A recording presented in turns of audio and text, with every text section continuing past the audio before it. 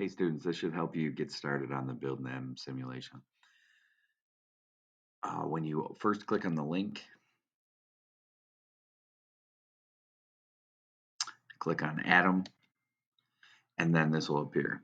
The first thing that you should do is click on the two green checks or pluses, and also click Stable or Unstable.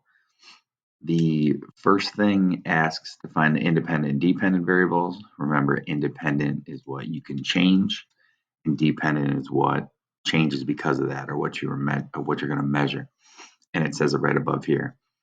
The only things that you can change are the protons, neutrons, and electrons.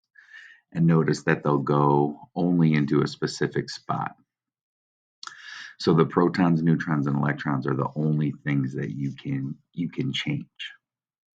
So those will be your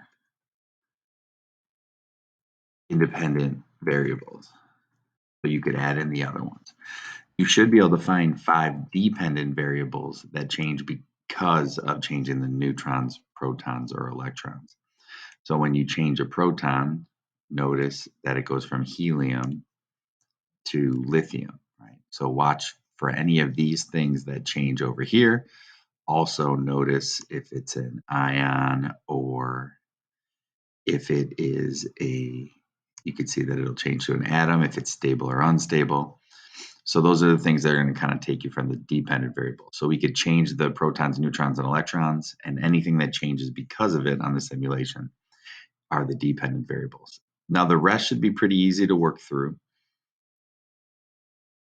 The stability of the nucleus, you're going to build 3 different atoms any way that you want, one being stable, one being unstable, which makes it radioactive. And then the third one, you could choose either one, stable or unstable.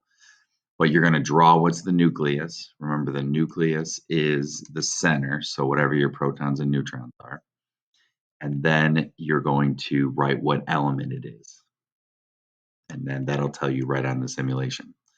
For the second page, you're going to build these atoms and making sure the circle what element it is on the periodic table, trying to figure out if protons, neutrons, or electrons determine what the identity of the element is. And then there's one more part right here. So you should be able to finish all of these in class.